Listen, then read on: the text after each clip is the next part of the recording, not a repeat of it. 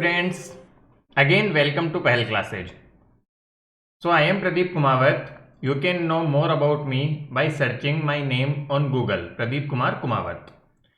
Previous lecture में हमने discussion किया कैपेसिटर्स के बेसिक्स पे, कंडक्टर क्या है, डाइलेक्ट्रिक्स क्या है और कैपेसिटर है क्या, और कैपेसिटेंस हमने डिफाइन कर दिया था प्रीवियस लेक्चर में। कैपेसिटेंस हमने बताया था बेटा C equal to Q by V. So यहां से कैपेसिटेंस निकलता है। कैपेसिटेंस जो है बहुत इंपॉर्टेंट पॉइंट था कि मटेरियल पे डिपेंड करता है, उसके नेचर, उसके ओरिएंटेशन वगैरह पे डिपेंड करता है, बट क्यू और वी पे डिपेंड नहीं करता है। और हमने एक फॉर्मूले से बताया भी कि हमने स्पेयर का कैपेसिटेंस निकाला, that was 4 pi epsilon naught R. और स्पेरिकल कैपेसिटेंस जो हमने निकाला तो वहां से हमें पता चला, क्या पता चला, देखो कि यदि हम अर्थ की रेडियस के बराबर का कंडक्टर भी ले ले, कितना, अर्थ की रेडियस के बराबर इतना बड़ा कंडक्टर यदि ले लिया, तब भी due to this so large conductor the capacitance is only equal to 711 microfarad. तो इतना कम कैपेसिटेंस आता है, और इससे पता चल सकता है, इससे हम अंदाज लगा सकते हैं कि 1 फराड जो यूनिट है वो कितनी लार्ज होती है। So 1 farad is a very large unit. यहां से क्लियरली हमें इसका पता चल रहा है।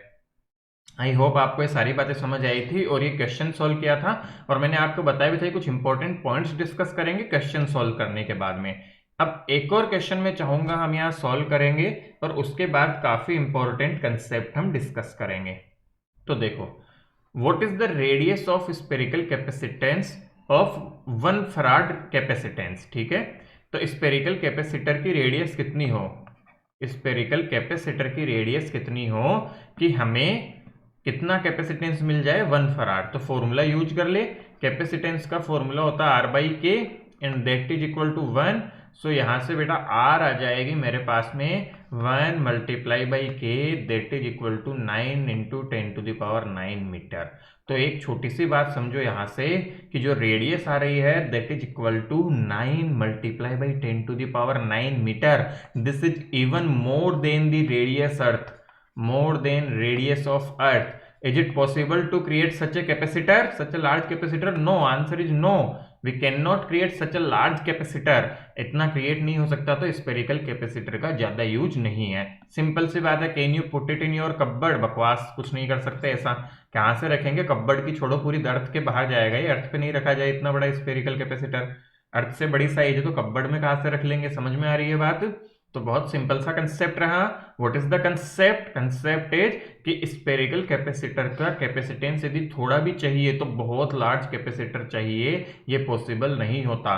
तो एक बात तो समझ में आ गई कि स्पेरिकल कैपेसिटर जो है इसका प्रैक्टिकल यूज नहीं है। ध्यान से देखो, practical not that useful, practical उतना ज्यादा यूजफुल ये नहीं होते।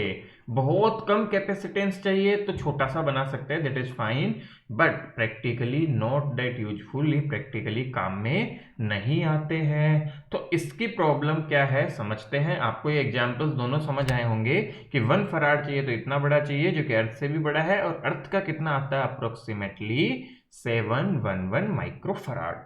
गुड, चलो आगे बढ़ते हैं। अब देखो कुछ इंपॉर्टेंट नोट्स यहाँ पे। पहली बात तो कैपेसिटेंस डायरेक्टली प्रोपोर्शनल है रेडियस के। Okay, if you want more capacitance then we need to take a large conductor which is not convenient. मतलब बहुत बड़ा चाहिए। आपने देखा 1 फराड के लिए भी अर्थ से बड़ा कंडक्टर चाहिए, कहां से लाएंगे, पॉसिबल ही नहीं है, समझ रहे हो। Spherical conductor does not have confined energy, its energy up to infinite, we want energy to be bounded। अब ये कंसेप्ट बहुत ही प्यारा कंसेप्ट है, ध्यान से समझो इसको। मैं एक छोटी सी बात बताता हूं, समझना इस बात को कि स्पेरिकल कैपेसिटर जो होगा तो इसकी वजह से तो चार्ज मान लो क्यू था। क्या बात करूं मैं इलेक्ट्रिक फील्ड की, तो इलेक्ट्रिक फील्ड जो होता है दैट इज के क्यू अपॉन आर स्क्वायर, और ये इलेक्ट्रिक फील्ड जो होगा ये जीरो होगा, E is zero eight infinite. Electric field zero कहां पे है, इनफाइनाइट पे। और इलेक्ट्रिक फील्ड इनडायरेक्टली एनर्जी को बताता है कि एनर्जी कितनी है। तो ध्यान दोगे तो इस स्पेरिकल कैपेसिटर की वजह से चारों डायरेक्शन में एनर्जी बिखरी पड़ी है। इसके एनर्जी की इसकी वजह से एनर्जी जो है वो सब तरफ है, इसके वो इनफाइनाइट पे जीरो हो रही है, एनर्जी बाउंडेड नहीं है एक रीजन में, एक स्पेसिफाइड रीजन में। अब इसको एक छोटे से एग्जाम्पल से मैं तुम्हें समझाऊं तो ऐसा समझो कि बेटा क्या है, मान लो कि आपको यहाँ घर पे किसी का खाने का प्रोग्राम रखा आपने, ऐसा सभी करते हैं, ध्यान से देखना मैं क्या बोलने जा रहा हूँ कि खाने का प्रोग्राम घर में और सबको खाना खिलाना है आपको, ठीक है। तो खाना खिलाने के लिए बहुत सारी चीज़ें आपने बनाई है, मान लो there are hundreds of things जो हमने बना ली है, ओके। अब ये 100 ऑफ चीज़ें जो है मान लो इनको हमें खिलाना है, तो हमने इनको क्या किया कि घर में हमारे 10 रूम्स थे, उन 10 रूम्स में डिवाइड कर दिया इन सब चीज़ों को, एक रूम में कुछ, दूसरे रूम में कुछ, तीसरे रूम में, चौथे रूम में, पांचवें रूम में। अब क्या होगा, बेचारे किसी भी पर्सन को कुछ चाहिए होगी तो वो पहले तो रूम ढूंढेगा, फिर जाके वो कलेक्ट करेगा।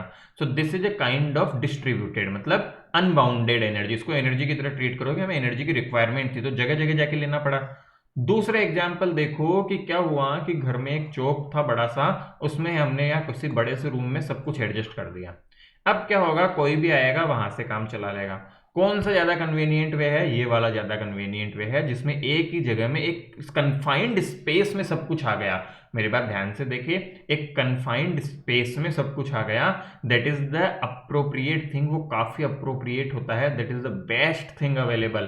तो हमें क्या चाहिए, हमें ऐसा कुछ जुगाड़ चाहिए, ऐसा कुछ कैपेसिटर चाहिए जो हमारी एनर्जी को क्या कर दे, इनफाइनाइट तक डिस्ट्रीब्यूट, या बहुत लार्ज एरिया में न हो, उसके कम से कम एरिया में एनर्जी कन्फाइंड हो, तो उस एनर्जी का यूज भी अच्छे से होगा।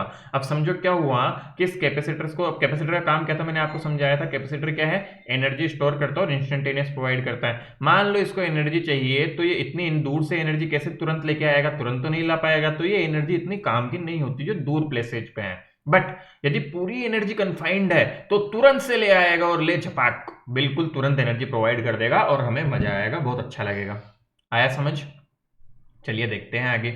सो to remove both the above problems a parallel plate capacitor comes into existence. ध्यान दो कि एक तो बहुत बड़ी चाहिए छोटे से कैपेसिटेंस के लिए भी, और दूसरी सबसे बड़ी प्रॉब्लम है कि एक्चुअल में एनर्जी जो है वो कन्फाइंड नहीं है, बहुत दूर दूर तक डिस्ट्रीब्यूटेड है। इसी प्रॉब्लम को सॉल्व करने के लिए हमारे पास में आया पैरेलल प्लेट कैपेसिटर। देखिए बेटा बहुत ही इंपॉर्टेंट है, आपको एक कमी समझ आएगी तभी तो पता चलेगा कि इसकी जरूरत क्या पड़ी।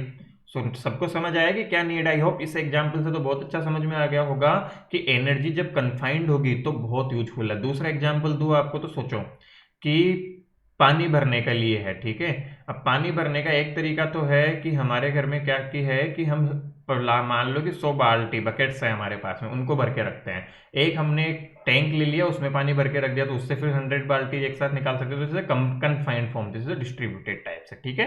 तो छोटे छोटे से एग्जाम्पल है जिनसे हम समझ सकते हैं, बहुत बेसिक सा है। See directly proportional to are, बहुत बड़ा कंडक्टर चाहिए, एनर्जी जो है वो कन्फाइंड नहीं होती, इनफाइनाइट तक डिस्ट्रीब्यूट होती है, इसलिए ये वाला बेटर है, ठीक है। नेक्स्ट देखो कैपेसिटर।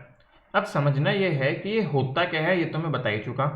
डेफिनेशन आप देख लिए, device which stores energy and provides instantaneous energy, ठीक है, प्रोवाइड इंस्टेंटेनियस एनर्जी।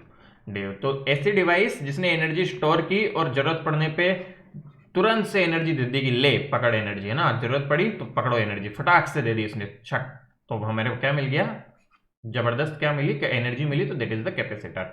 देखो फटाफट से, we try to reduce voltage without increasing the size of conductor so that capacitance can be large. देखो क्या हुआ कि समझना, कैपेसिटेंस का फॉर्मूला आया Q बाई वी, तो हम क्या करते हैं, हम पोटेंशियल को कम करने की कोशिश करते हैं ताकि कैपेसिटेंस ज्यादा हो सके, और ये कम करने के बहुत तरीके हैं, समझेंगे कैसे करेंगे। So in this setup we have two conducting plate situated nearby. अब किस सेटअप की बात कर रहे हैं हम, पैरेलल प्लेट कैपेसिटर, जैसा कि हमने पिछली बार आपको बताया parallel plate capacitor setup. Capacitor के नाम पे मेजरली हम पैरेलल प्लेट कैपेसिटर ही स्टडी करते हैं, बाकी और भी देखेंगे हम, जैसे स्पेरिकल देखा, सिलेंड्रिकल भी मैं आपको बता दूंगा, और भी जो होगा आपको बता दिया जाएगा, ठीक है। बट मेनली ये काम का है तो इसको बहुत अच्छे से समझना है।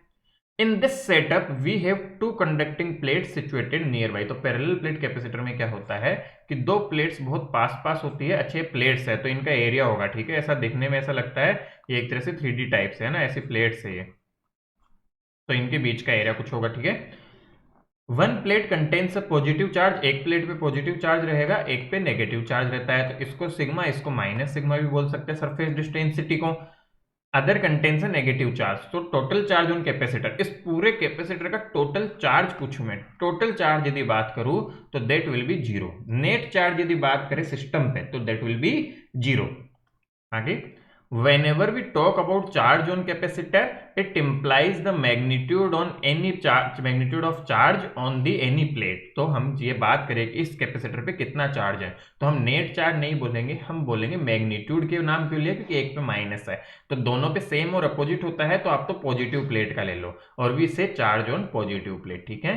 तो हम जनरली कौन सी प्लेट का ले लेंगे, पॉजिटिव प्लेट का। तो क्या क्या बातें समझ में आई, पैरेलल प्लेट कैपेसिटर में तो पैरेलल प्लेट्स होती है, ठीक है। जनरली ये प्लेट्स इनफाइनाइट होती है, और मैं आपको बहुत बार समझा चुका जब हम प्लेट्स का डिस्कशन कर रहे थे कि infinite is a relative term, कि ये प्लेट सोचो कि 1 मीटर की प्लेट है, ठीक है, दिस इज ऑफ 1 मीटर, और इससे बिल्कुल यहाँ पे 1 मिलीमीटर पे कोई पॉइंट है, तो क्या उसके लिए लगभग इनफाइनाइट की तरह ये काम करेगी। So actually infinite is relative term, हमारे पास में ऐसा कुछ नहीं होता कि ये प्लेट्स होती है इनफाइनाइट टाइप से होती है, तो इनफाइनाइट रिलेटिव टर्म होती है।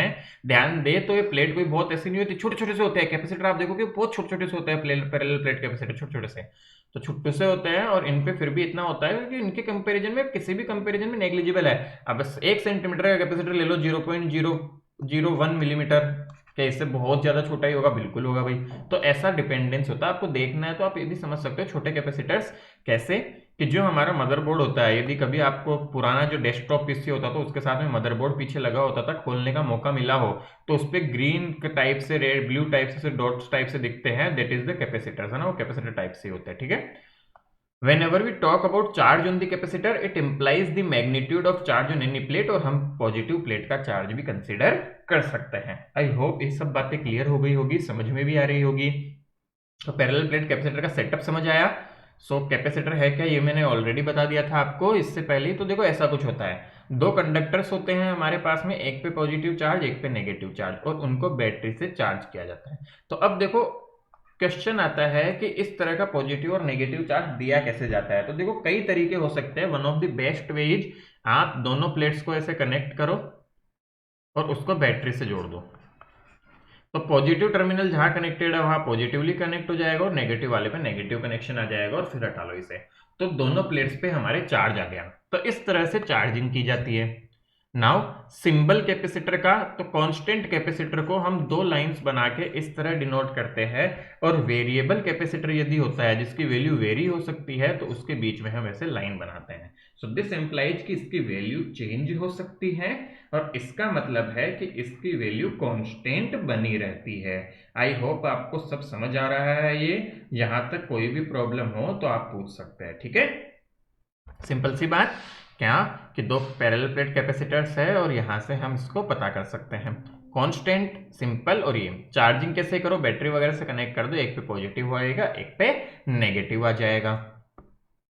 चलिए, so parallel plate capacitor generally क्या हो गया, डेफिनेशन की बात करें, two plates of similar geometry and area are placed nearby, then such system is called parallel plate capacitor. पहले भी बात कर चुके हैं हम कि दो प्लेट्स को हम पास पास रख दे, जिनपे क्या होता है कि जियोमेट्री एरिया सिमिलर हो, उसको हम बोलेंगे पैरेलल प्लेट कैपेसिटर, ठीक है। अब देखो, let area of each plate is A and distance between both plates is D. तो ध्यान देंगे यहाँ कि दोनों के प्लेट्स के बीच की दूरी d है और दोनों का एरिया a है, ठीक है। तो देखो बेटा, ये पहली प्लेट, ये second plate, q minus Q, sigma minus sigma, a है दोनों का एरिया। कुछ बातें समझने की, तो मैं यहाँ डायग्राम दोबारा बना के आपको समझाने की कोशिश करता हूँ कि इस पे मान लो प्लस सिग्मा है, इस पे माइनस सिग्मा। अब आप मुझे बताएंगे, मैं ये समझाना चाह रहा हूँ कि इसने कैसे दूर किया। पहली बात तो बेटा कि मैंने समझा रिलेटिव टर्म वाला, तो हमें यहाँ पे कैपेसिटेंस जो फाइंड करेंगे तो वहां से पता चलेगा कि हमें क्या है कि बहुत लार्ज प्लेट्स की नीड नहीं होती अच्छा कैपेसिटेंस के लिए। दूसरी बात हमें प्रूफ करनी है कि इसकी एनर्जी बाउंडेड है। इसकी एनर्जी कैसी है, बाउंडेड फॉर्म ऑफ एनर्जी है, जो चारों तरफ बिखरी हुई नहीं है। जैसा किसके लिए बिखरी हुई थी, हमारे स्पेयर के लिए इनफाइनाइट तक जा रही थी एनर्जी। ऐसी एनर्जी से हमें क्या काम, हमें तो कैसी एनर्जी चाहिए, जो बाउंडेड है वैसी एनर्जी चाहिए। तो देखेंगे बेटा यहाँ पे सिग्मा सिग्मा में यहाँ कोई पॉइंट कंसिडर करूं, प्लस की वजह से इलेक्ट्रिक फील्ड दूर जाता हुआ, माइनस की वजह से इलेक्ट्रिक फील्ड पास आता हुआ, तो नेट इलेक्ट्रिक फील्ड हो जाता है जीरो। क्योंकि देखो इनफाइनाइट प्लेट की वजह से इलेक्ट्रिक फील्ड का फॉर्मूला क्या होता है, सिग्मा बाई 2 एप्सिलॉन नॉट। यदि आपको नहीं याद तो गॉस लॉ का वीडियो जो है वो फटाफट से देख ले, यहाँ पे एप्लीकेशन ऑफ गॉस लॉ, वो देख के फटाक से यहाँ पे आप इसको वापस देखेंगे तो आपको आ जाएगा क्लियर कि कैसे आया। तो यहाँ पे इलेक्ट्रिक फील्ड जीरो। सिमिलरली देखो यहाँ के पॉइंट्स पे देखो, प्लस की वजह से दूर जाता हुआ, माइनस की वजह से पास आता हुआ, अगेन ई की वैल्यू हो जाएगी जीरो। बट काफी अच्छी बात, इसके बीच में देखो कोई भी पॉइंट, बीच में कोई भी पॉइंट देखोगे तो प्लस की वजह से इधर दूर जाता हुआ, माइनस की वजह से भी इधर, दोनों ऐड हो जाएंगे। दोनों को ऐड कर देंगे तो क्या आएगा, सिग्मा बाई 2 एप्सिलॉन नॉट, एक की वजह से सिग्मा बाई 2 एप्सिलॉन नॉट, दोनों की वजह से डायरेक्शन सेम। देखो कैसे निकाला, प्लस की वजह से दूर, माइनस की वजह से पास आता हुआ। हमेशा ध्यान रखो लॉजिक से निकालना सिखाया था मैंने आपको डायरेक्शंस, तो दोनों को एडिशन हो जाएगा और नेट इलेक्ट्रिक फील्ड इस डायरेक्शन में आएगा। तो यहां से मैंने ई नेट भी निकाल दिया, that is equal to sigma by 2 epsilon naught plus sigma by 2 epsilon naught, that is equal to sigma by epsilon naught. That's a very important result, ध्यान रखना है। तो ध्यान दो, ये प्लस पॉजिटिवली चार्ज प्लेट है, ये माइनस नेगेटिवली चार्ज प्लेट है, इलेक्ट्रिक फील्ड की डायरेक्शन आ गई ये प्लस से माइनस की तरफ। Clear? So this is the direction of electric field between parallel plate capacitor. Outside plates electric field zero, inside plate electric field zero, केवल बीच में ही है। मतलब अब के बाद सारी की सारी एनर्जी हमने बाउंड कर दी, पूरी की पूरी एनर्जी, पूरा का पूरा इलेक्ट्रिक फील्ड बीच में है, मींस एनर्जी बिटवीन प्लेट्स है, एनर्जी बिटवीन प्लेट्स है। This implies this is a bounded energy, और काम हो गया बहुत जबरदस्त। यहाँ पे समझ में आ जानी चाहिए बात कि बहुत ही अच्छा काम हो गया। जो प्रॉब्लम्स थी स्पेरिकल कैपेसिटर की, वो प्रॉब्लम्स यहाँ पे दूर हो गई और हमारा काम बहुत आसानी से अच्छा हो जाएगा इससे। तो इसकी इंपॉर्टेंस आपको समझ में आ गई होगी कि क्यों हम यूज करते हैं पूरा वैलिड रीजन के साथ में, और कैसे क्या इसे इसका रिलेशन है, सब कुछ आपको क्लियर हो गया होगा। कोई डाउट हो तो जरूर बताएं हमें, ठीक है। चलिए नेक्स्ट देखें। अब आता है कि पैरेलल प्लेट कैपेसिटर के लिए हम कैपेसिटेंस निकालें। तो बातें पहले ही हो चुकी, Q Q minus Q, sigma minus sigma, बीच में इलेक्ट्रिक फील्ड इस तरफ है जिसकी वैल्यू हम निकाल चुके, sigma by 2 epsilon naught plus sigma by 2 epsilon naught equal to sigma by epsilon naught. Sigma का फॉर्मूला होता है बेटा जी क्यू बाई ए। तो इलेक्ट्रिक फील्ड यदि सिग्मा को रिप्लेस कर दूं क्यू से, तो Q upon A epsilon naught आ जाएगा। अब ध्यान दो, इसके बीच की डिस्टेंस है डी। हमें तो क्या चाहिए बेटा जी, कैपेसिटेंस का फॉर्मूला होता है Q डिवाइड बाई V। अब Q हमें पता है कितना है, किसी तरह ये V मिल जाए तो कैपेसिटेंस भी मिल जाएगा। V कैसे निकाले, याद करो रिलेशन। यदि E इक्वल टू होता है, ध्यान से देखेंगे, dV बाई dl, और यदि ये कांस्टेंट है तो हम लिख सकते हैं V इक्वल टू ed। समझ रहे हो, ई एल या बीच की डिस्टेंस। सो वी आ जाएगा ई कितना है, ध्यान से देखेंगे तो Q upon A epsilon not, और डिस्टेंस बीच में कितनी है डी। सिंस दोनों प्लेट्स इनफाइनाइट टाइप से है तो इलेक्ट्रिक फील्ड लगभग क्या है, बीच में कांस्टेंट बना रहेगा। और कांस्टेंट है तो हम डायरेक्टली ये फॉर्मूला यूज कर सकते हैं, हमें इंटीग्रेशन वगैरह है अलग से करने की नीड नहीं है। फॉर्मूला आया ये, वैल्यू पुट करो यहाँ पे, जैसे ही पुट करोगे आंसर आएगा सीखा ए epsilon naught by D. Very very important result. ध्यान दो, क्या इस फॉर्मूले में क्यू है, नहीं है। क्या इस फॉर्मूले में वी है, नहीं है। ए क्या होता है, ए होता है एरिया ऑफ प्लेट, डी है यहाँ पे distance between both the plates, और एप्सिलॉन नॉट तो आपको पता है परमिटिविटी ऑफ फ्री स्पेस, यदि इसके बीच में मटेरियल कुछ नहीं है, एयर है। अब बताओ यदि मटेरियल आ जाएगा तो क्या फर्क पड़ेगा भाई, ये सीधा सीधा मल्टीप्लाई हो जाएगा उससे। कौन सी नई बात आ गई, हमें तो पता है जब भी मटेरियल आता है एप्सिलॉन नॉट एप्सिलॉन आर हो जाता है। चलो बहुत बढ़िया बात जी। बट क्या इतनी बात समझ आई कि नहीं आई, बहुत अच्छी बात है, समझ आ गया होगा। तो कैपेसिटेंस का फॉर्मूला आधी रात को भी याद रहना चाहिए, मतलब रात में भी उठो तो कभी कोई भी पूछे what is the capacitance of parallel plate capacitor, answer आएगा A epsilon naught by D. Sir आई बात समझ में, चलिए बहुत अच्छी बात। वाजी, बहुत अच्छा रिजल्ट निकाल लिया हमने। याद भी रखना है कुछ बातें कि कैपेसिटेंस प्रोपोर्शनल है एरिया के और इन्वर्सली प्रोपोर्शनल है डिस्टेंस के। तो कैपेसिटेंस बढ़ाना है तो हम प्लेट्स का एरिया थोड़ा इंक्रीज कर सकते हैं और डिस्टेंस को कम कर सकते हैं, ठीक है। On increase in area and decrease in distance we can increase the capacitance. Good, all good, सब कुछ बहुत बढ़िया। चलो, बहुत अच्छी बात। तो आई होप आपको ये डेरिवेशन समझ में आया होगा। बहुत इंपॉर्टेंट डेरिवेशन है। क्या कि इलेक्ट्रिक फील्ड जो है वो इतना रहेगा सिग्मा बाई एप्सिलॉन नॉट, तो उससे पोटेंशियल निकाला, पोटेंशियल निकाल के फॉर्मूला यूज करके वैल्यू निकाल ली। रिजल्ट हमेशा याद रहना चाहिए, जैसा कि मैंने बोला कभी भी उठा के भी पूछ लिया जाए तो तुरंत झटाक से आंसर आना चाहिए, दिस इज द वैल्यू, ठीक है। और सारा ये अरेंजमेंट सब कुछ क्लियर हो जाना चाहिए। डाउट है तो पूछ लेना, मन में नहीं रखना और डरने की कोई जरूरत नहीं है। जब हम साथ हैं तो डरने की क्या बात। गुड, चलो आगे देखते हैं। यहां से सब कुछ कर लिया हमने। चलिए, फ्रिंजिंग। अब बेटा छोटा सा कंसेप्ट है, फ्रिंजिंग क्या होती है, कई बार बोर्ड्स में पूछ दिया जाता है। देखते हैं हम क्या कंसेप्ट है। आपने देखा कि जो प्लेट्स है, तो प्लेट्स के बीच में तो बेटा इलेक्ट्रिक फील्ड को हम यूनिफॉर्म सा ले लेते हैं, बीच के रीजन में ज्यादा डिफरेंस नहीं होता, यूनिफॉर्म टाइप से होता है। बट कॉर्नर्स पे जब हम देखते हैं तो कॉर्नर्स पे क्या होता है कि ये थोड़ा सा ज्यादा वैल्यू हो जाती है इसकी, तो यूनिफॉर्म उतना नहीं रह पाता और फील्ड लाइंस थोड़ा सा टिल्ट हो जाती है, अलग से मूव करती हैं। इसके बाहर में थोड़ा सा फील्ड जाता ही जाता है, हल्का फील्ड तो इसके बाहर जाएगा। देखो 99% एनर्जी कन्फाइंड रह गई, बट 1% एनर्जी तो बाहर चली ही जाएगी और इसकी वजह से इसको हम फ्रिंजिंग बोलते हैं इनडायरेक्टली। तो क्या होता है, at corners of plate sigma is more. अच्छा, इससे रिलेटेड बेटा एक बहुत प्यारा एक न्यूमेरिकल है हमारे एक्सरसाइज में, हमारे एक्सरसाइज में क्वेश्चन है एक्सरसाइज का, क्वेश्चन नंबर मुझे रिमेंबर नहीं, वो जब डिस्कस करेंगे तब हम देखेंगे कि कॉर्नर्स पे डेंसिटी ऑफ चार्ज ज्यादा क्यों होती है।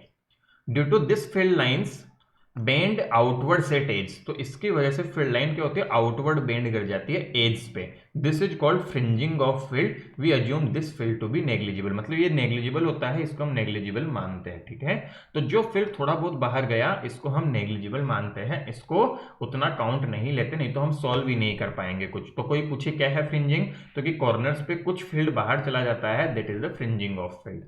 Capacitance when the dielectric is completely filled between plates. अब देखो यहां तक हमने देख लिया कि कैपेसिटेंस कितना था, ए epsilon naught by D. Good, और फ्रिंजिंग भी समझ आ गई होगी। अब हमें पढ़ना है कि कैपेसिटेंस तब निकालेंगे जब dielectric is completely filled between fields, ठीक है। ओके, ध्यान से देखो,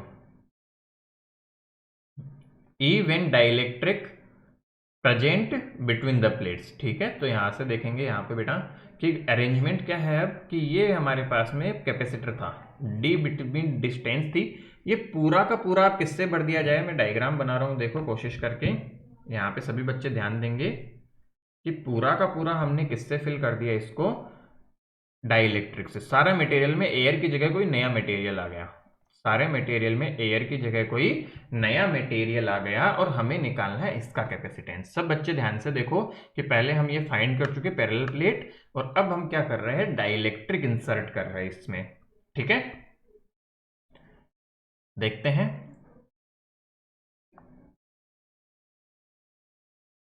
अच्छा तो पहले एक न्यूमेरिकल कर लेते हैं बेटा, फिर डाइलेक्ट्रिक पे चलेंगे, ठीक है। यहाँ पे छोटा सा पोर्शन एक्स्ट्रा है, पहले न्यूमेरिकल करते हैं, then we will move towards the dielectrics वाला।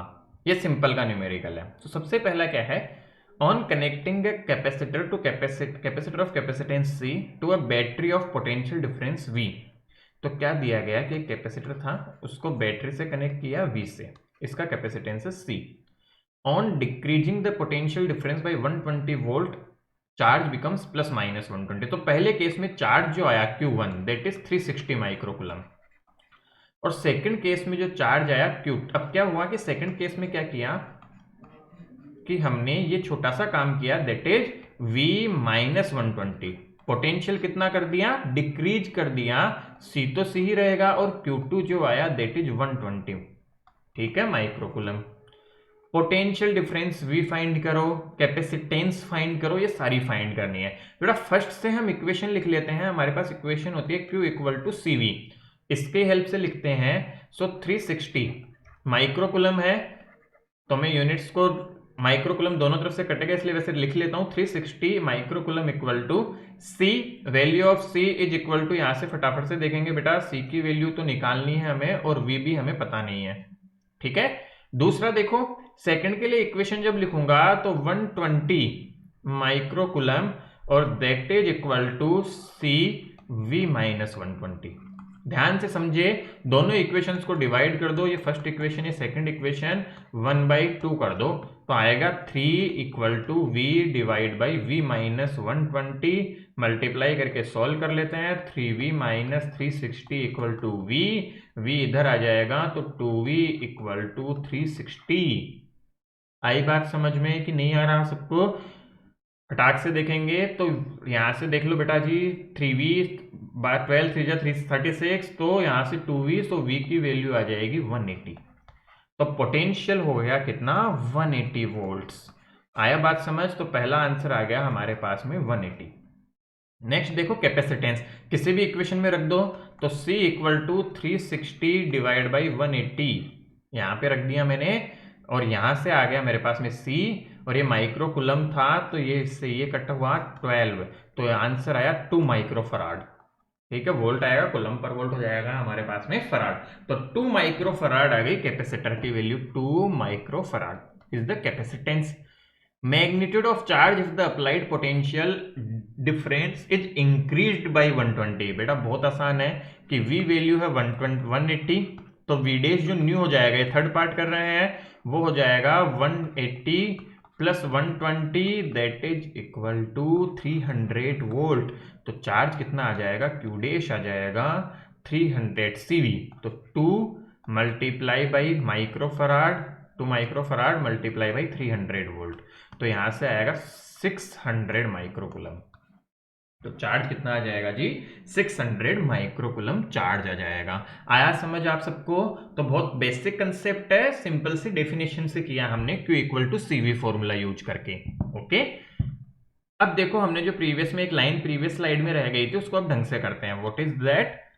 कि डाइलेक्ट्रिक्स कंप्लीटली फील्ड। बेटा ये जगह दिख रही है बट एक्चुअली में जगह है नहीं, ठीक है। ये मानना है डायग्राम बनाने में ऐसा है कि ये प्लेट्स डायरेक्टली कनेक्टेड है। मैं दूसरा डायग्राम आपको बना के दिखाता हूं जैसा पिछले बार बनाया, कि ऐसी 2 प्लेट्स हैं और जो डाइलेक्ट्रिक है वो काइंड ऑफ कंप्लीटली फिल्ड है। इसमें डायग्राम बनने में ऐसा बन रहा है बट बीच में जगह नहीं है बिल्कुल भी। ऐसा मानो कि जो डाइलेक्ट्रिक है वो कितना कवर कर रहा है? पूरा का पूरा पोर्शन कवर कर रहा है, D, अप्रोक्सीमेटली D जगह कवर कर रहा है, ठीक है। देखते हैं अब समझना इसको क्या हुआ। पहले बात तो ध्यान से समझो कि सिग्मा था माइनस सिग्मा। डाइलेक्ट्रिक रखने से हुआ क्या, इसको समझना बहुत इंपॉर्टेंट है। पहले हम डेरिवेशन करते हैं फिर मैं समझाता हूं, बहुत एक्स्ट्रा एडवांस कंसेप्ट है, समझेंगे। पहली बात तो सिग्मा इलेक्ट्रिक फील्ड कितना हो जाएगा? देखो नॉर्मली था सिग्मा बाई एप्सिलॉन नॉट, यदि डाइलेक्ट्रिक नहीं था। डाइलेक्ट्रिक आ जाने से एप्सिलॉन नॉट मल्टीप्लाई हो जाएगा एप्सिलॉन आर से, तो ये हो गया electric field. So potential difference हो जाएगा E इंटू डी, तो ये हो गया। और कैपेसिटर होता है C equal to Q by V, और जैसे ही वैल्यू पुट की बेटा फॉर्मूला आ गया ये, that is epsilon R times C naught, where C naught is the capacitance between the plates without dielectric. तो फायदा क्या हुआ देखो, C डैश जो है, वैसे तो बेटा पहले ही पता है, मैंने आपको पहले ही बता दिया था। मान लो A epsilon note D by D था, तो डाइलेक्ट्रिक यदि पूरा फिल कर दोगे तो आंसर आ जाएगा एप्सिलॉन आर बाई डी, और ये पुराने का एप्सिलॉन आर टाइम्स आ गया। तो यहां से मैंने आपको जब फर्स्ट लेक्चर में समझाया था तो बताया था डाइलेक्ट्रिक्स की बहुत इंपॉर्टेंस आएगी। ध्यान दो, एप्सिलॉन आर जितना होगा उतने टाइम्स कैपेसिटेंस इंक्रीज हो गया। ये डाइलेक्ट्रिक ऐड करने से क्या हुआ कि एप्सिलॉन आर की वैल्यू जितनी थी उतनी वैल्यू से कैपेसिटेंस इंक्रीज हो गया। So that is the very big benefit of using the dielectrics. समझ आ रही होगी बात कि सिंपल सा डेरिवेशन है बेटा, यदि पुराना समझ आया तो इसमें कुछ नहीं किया, बस एप्सिलॉन आर एक्स्ट्रा आ जाएगा।